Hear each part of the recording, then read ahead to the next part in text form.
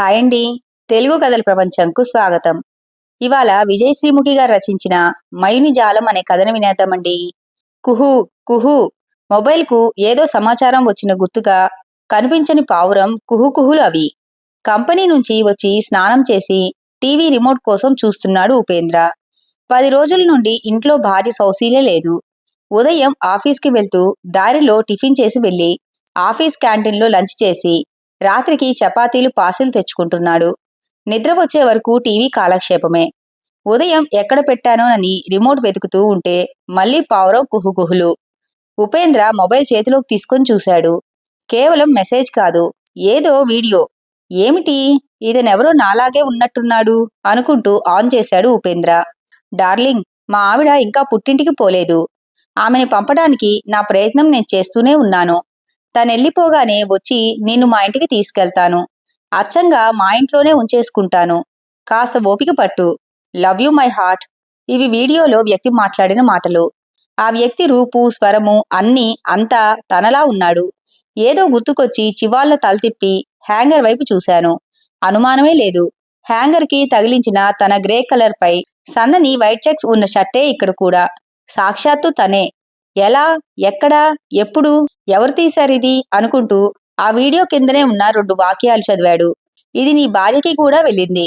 మరో పావుగంటలో సోషల్ మీడియాలో కూడా చక్కర్లు కొట్టి నీకు ఎనలేని కీర్తి ప్రతిష్టలు తేబోతుంది అని రాసుంది. ఉపేంద్రలో కోపం ఉవ్వెత్తున లేచింది. వెంటనే అది పంపిన వారి నంబర్కి కాల్ చేశాడు. అవతల ఫోన్ తీయగానే అనాల్సిన మాటలు, తిట్లు లోలోపలే మన్నం చేసుకున్నాడు. హలో, ఎవరండి? సన్నని మృదువైన యువతి కంఠస్వరం అడుగుతోంది అవతల నుంచి. క్షణం పాటు నిగ్రహించుకుని అడిగాడు ఉపేంద్ర. ఎవరు మీరు? ఈ నంబరు మీదేనా? మీరేనా నాకు ఈ వీడియో పంపింది అన్నాడు కోపంగా. ఓ, మీరా? బావున్నారా? అడిగిందా యువతి. మీరెవరసలు? నేను తెలుసా మీకు అని అడిగాడు. తెలుసు, నేను మీకు తెలుసు, గుర్తు చేసుకోండి సన్నగా నవ్వుతూ అంటోంది. ఈ వీడియో ఏమిటి అంటుంటే సోది చెబుతావేం? సహనం చచ్చి అంటుండగానే స్విచ్ ఆఫ్ చేసింది. ఛస్! చిరాగ్గా మొబైల్ విసిరేశాడు ఉపేంద్ర. ఈ వీడియో సౌశీల్యకు కూడా వెళ్ళిందా? ఆమె వాళ్ళ అమ్మా నాన్నలు ఇది చూస్తే తన వేళ కావాలనే మై గాడ్, ఇదెటు దారితీస్తుందో ఆలోచిస్తూ కూర్చున్న ఉపేంద్ర మదిలో 10 రోజుల క్రితం జరిగిన సంఘటన మెదిలింది. 10 రోజుల క్రితం ఇది చూడండి ఆన్ చేసి ఉన్న తన మొబైల్ ఫోన్ మామగారి ముందుకు విసిరేశాడు ఉపేంద్ర. ఊరి నుండి వాళ్ళిద్దరినీ ఈవేళ పిలిపించాడు. తీసి చూస్తున్నాడు నరహరి. ఆతృతగా, ఆందోళనగా తను కూడా అటు వంగి చూస్తోంది ఊర్మిళ. అందులో వీడియోలో తమ కూతురు సౌశీల్య నవ్వుతూ, ఫ్రెండ్స్ నన్ను చూస్తున్నారుగా, నేను మీకు నచ్చితే అర్జెంటుగా నాకు కొంత డబ్బు కావాల్సి వచ్చింది. ఎంత అనేది మీ వెసులుబాటును బట్టి 5,000 పైన ఎంతైనా పర్వాలేదు. మళ్ళీ మీరది ఏ రూపంలో మీకు తిరిగి ఇవ్వాలో చెబితే నేను ఆ విధంగానే చెల్లించి మీ రుణం తీర్చుకుంటాను. మీకు ఓకే అయితే కామెంట్ బాక్స్లో మీ నంబర్ పెట్టండి. నేను కాల్ చేస్తాను. మాట్లాడుకుందాం విత్ స్వీట్. ఆమె కొంటె నవ్వుతో ఆగిపోయింది వీడియో. అనుమానం లేదు, ఆమె అక్షరాల తమ కూతురు సౌశీల్యే. చూడలేకపోయాడు నరహరి. వినలేనట్టుగా తల విదిలిస్తూ కాస్త ఎడంగా బిక్కచిక్కిపోయి నిలబడి అపరాధిలా తలదించుకున్న కూతుర్ని ఏవగింపుగా చూసి ముఖం తిప్పుకుంటూ, నన్ను క్షమించండి బాబు, దీనికి దుర్బుద్ధి ఎందుకు పుట్టిందో నాకు తెలియడం లేదు. తలదించుకుని అల్లుడి ఫోన్ అక్కడ పెట్టేస్తూ చెప్పాడు నరహరి. ఏమీ అర్థం కాని అయోమయంతో ఆందోళనగా కూతుర్ని చూస్తోంది ఊర్మిళ. నేనేం తక్కువ చేశానని నా వెనక ఇలాంటి వేషాలేస్తోంది? నేను భరించలేను. మీ కూతుర్ని తీసుకెళ్ళిపోండి. ఎంతో అసహనంతో, ఆగ్రహంతో అరిచాడు ఉపేంద్ర. నరహరి విస్తుపోతూ అక్కడున్న కుర్చీలో కూలబడిపోయాడు. సౌసి, ఏమిటే ఇది? ఎందుకిలా చేశావు? నీకు దెయ్యమేమైనా పట్టిందా? బంగారమంటి భర్తని, బతుకుని చేతులారా దూరం చేసుకుంటున్నావు. ఊర్మిళ ఒక ఉదుటను వెళ్లి కూతుర్ని కుదిపేస్తూ అడుగుతోంది. ఎన్నిసార్లు చెప్పానమ్మా, నాకు తెలియకుండా ఎవరిలా చేశారో తెలియదమ్మా. నాకు అదెట్లా వచ్చిందో కూడా తెలియటం లేదు. నేనలా అనగలనని మీరెలా అనుకుంటున్నారు? నన్ను నమ్మండి. చేతులెత్తి దండం పెడుతూ ఏడుస్తోంది సౌశీల్య. అదిగో ఆ నంగనాచి ఏడుపులే వద్దంటున్నాను. దీనికి ఫోన్లో యూట్యూబ్ పిచ్చి బాగా తలకెక్కి కొట్టుకుంటోంది. ఏదో కాస్త వండి తగిలేస్తది. నా దారిన నేను కంపెనీకి పోతాను. ఇంకేం పనుంది? రోజంతా యూట్యూబ్లో రీల్స్, దాంట్లో వచ్చే అడ్డమైన చెత్తంతా చూస్తూ కూర్చుంటది. పైగా నేనింటికి వచ్చాక మళ్ళీ నాకవి చెబుతూ ఇకిలింపొకటి కంపరంగా అన్నాడు ఉపేంద్ర.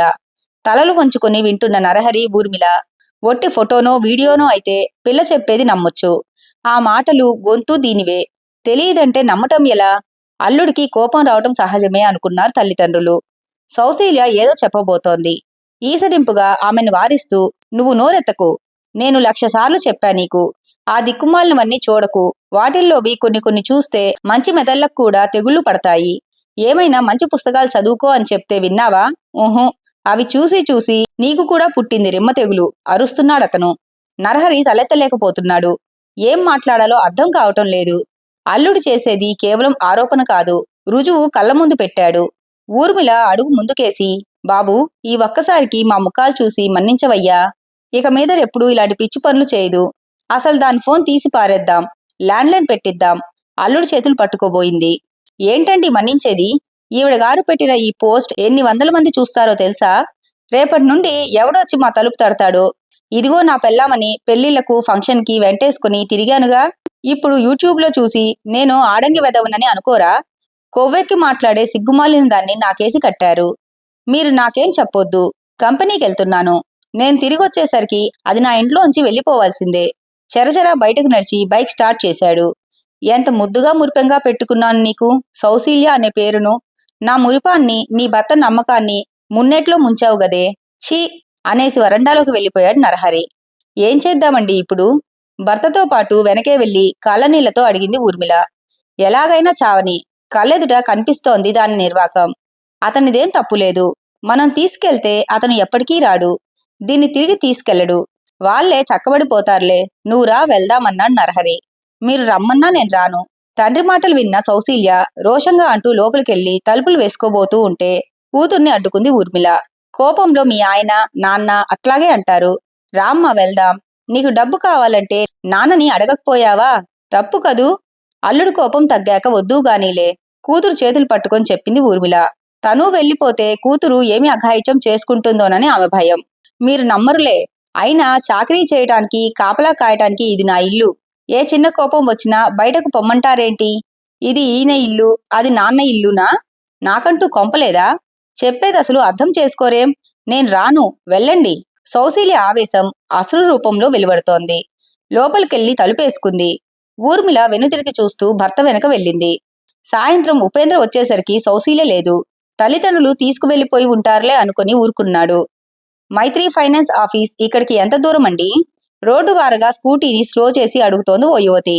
కూల్ డ్రింక్ షాప్ ముందు బైక్ ఆపి థమ్సప్ తాగుతున్న ఉపేంద్ర ఆ యువతి అడుగుతున్నది తననేనని గ్రహించి తాగటం ఆపి ఎంత దూరమో ఎటుగా వెళ్లాలో వివరంగా చెప్పాడు. అబ్బో, చాలా దూరమే.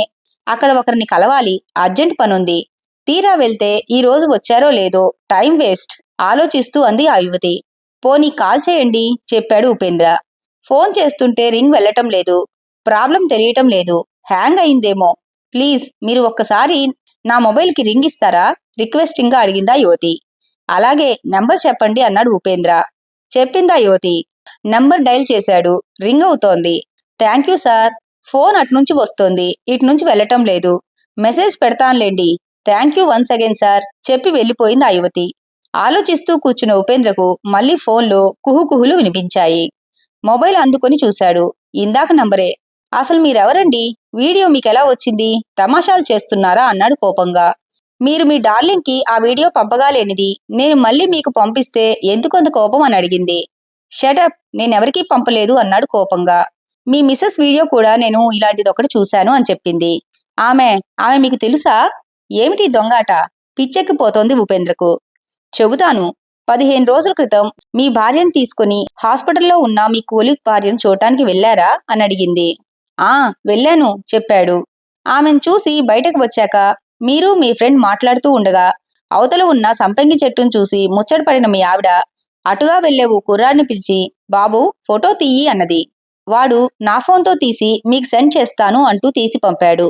అదే ఫోటోను వీడియోగా మార్చి సోషల్ మీడియాలో పెట్టాడు వాడు. మీ మధ్య గొడవ దానికే అన్నది. ఇవన్నీ నీకెలా తెలుసు అడిగాడు ఉపేంద్ర. సౌశీల్య నా ఫ్రెండ్. మీరనుకున్నట్లు ఆమె తన తల్లిదండ్రులతో వెళ్ళలేదు, నా దగ్గరకు వచ్చింది అన్నది. అదా విషయం. ఫోటో వీడియో వరకు ఓకే, కానీ మాటల్లో ఆమె గొంతు ఎలా వచ్చింది? ఫ్రెండ్ అని బాగా సేవ్ చేస్తున్నావన్నాడు. సేవ్ చేస్తున్నానా? ఇంకా మీరు నన్ను నా మాటను గుర్తుపట్టలేదా అడిగిందామె. ఎవరు? మీరెవరు? నా తల తిరిగిపోతుంది. చెప్పండి అన్నాడు. 4 రోజుల క్రితం నేను మిమ్మల్ని సెంటర్లో మైత్రి ఫైనాన్స్ ఆఫీస్ ఎంత దూరం అని అడిగాను. గుర్తుందా అన్నది. ఆ ఆ అడిగారు. మీరేనా ఆవిడే అన్నాడు. అవును, నా పేరు రష్మి. ఈ సిటీలోనే సాఫ్ట్వేర్ జాబ్ చేస్తున్నాను. నేనోసారి మీ ఇంటికొచ్చాను. మీరు లేరప్పుడు అన్నది. అది సరే, ఈ వీడియో ఏమిటి? కోపంగా అడిగాడు. మంచి ప్రశ్న వేశారు. నేను క్రియేట్ చేసిన మీ వీడియోలో మాటలు కూడా మీవేగా అంది రశ్మి. గతుక్కుమన్నాడు ఉపేంద్ర. నిజమే కదూ అనుకున్నాడు. ఏఐ మాటలండి. ఎవరైనా ఒక్కసారి మొబైల్ కెమెరా ముందు నిలబడితే ఏఐ టెక్నాలజీతో ఆ మనిషి స్వరంతోనే ఎలాంటి మాటలనైనా సెట్ చేయవచ్చు. ఆ కుర్ర వెధవ సౌసీ ఫోటోను అలాంటి మాటలతో వీడియోగా సెట్ చేసి సోషల్ మీడియాలో పెట్టాడు. ఇదంతా చెప్పినా మీరు నమ్మరని మైత్రి ఫైనాన్స్ ఆఫీస్ మిషన్ మీద మీతో మాట్లాడి అలాంటి వీడియోనే క్రియేట్ చేసి పంపా అంది రష్మి.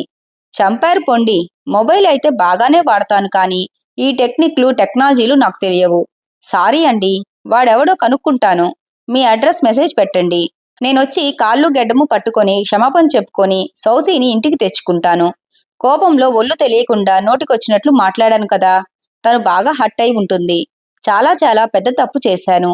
మీరు కూడా నన్ను క్షమించి మీ ఫ్రెండ్కు కాస్త నచ్చజెప్పండి ప్లీజ్ అన్నాడు. అలాగే, నేను ఆఫీస్లో ఉంటాను. రండి. సౌశీల్య ఇంట్లో ఉంటుంది. ఈ ఏఐ లీలలు చూస్తూ ఉంటే భారతంలోని అద్భుత శిల్పి మయుడు ఆయన సృష్టించిన మయసభ గుర్తుకొస్తున్నాయి. కర్మ, ఇలాంటి మైనుజాలం మొదలైందా సోషల్ మీడియాలో?